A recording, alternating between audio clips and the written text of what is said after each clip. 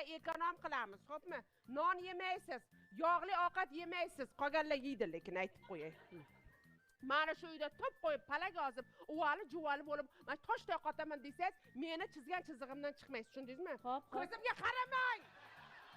O'zing osmonga ham qarama, boshing pastayanni yerda bo'lsin, tushundingizmi? Ukamni ham dedini xudo urganda. Shuncha chiroyli qizlar ko'rsatdi, kelib mana xomsemizni ko'rna. Chiroyliman-ku. Oynaga qaraganmisiz, aylanib ketay. Siz cho'ta noto'g'ri fikrlayapsiz, borku. Siz bizbitlarcha menga qarayapsiz-da hozir. Yo'q, mana boshqacha qaraman. Men quritaman, mana bu izingiz qolmaydi.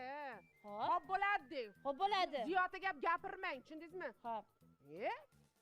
Birinchi kun borgandayoq sovchi bo'lib, onajonisi o'sha kuni rozi bo'lsa-da, hayron qoldim men. Meni erimni onasi sovchilikka meni so'rab kelganda, 6 marta qatnagan. 10-sida rozi bo'lganman. Borganimizda biz qulchilikka keldik desak, onasi roziman. Va sharmanda. Onangizni ham davlatini yeb tugatgansiz-da, ana o'sha uchun oldi to'r qo'llab beraverdi. Xullas kalom, onangiz uyiga sig'mayapsizmi? Biznikiga sig'moqchimisiz? Men aytganimni aytganday, deganimni deganday qilasiz, tushundingizmi? Mana pollarda artasiz harda. Gilamdi, o'zingiz yuvasiz. Yana telefon qilib, kir mashina, nimadan chaqirmang. Yudirishga. Xo'p bo'ladi. O'zingiz yuvasiz. Xo'p bo'ladi. Xo'p bo'ladi, opajon. Xo'p bo'ladi, opajon. Opajonim. Opajonim. Mana shunaqa bo'lsin, aytib qo'ying.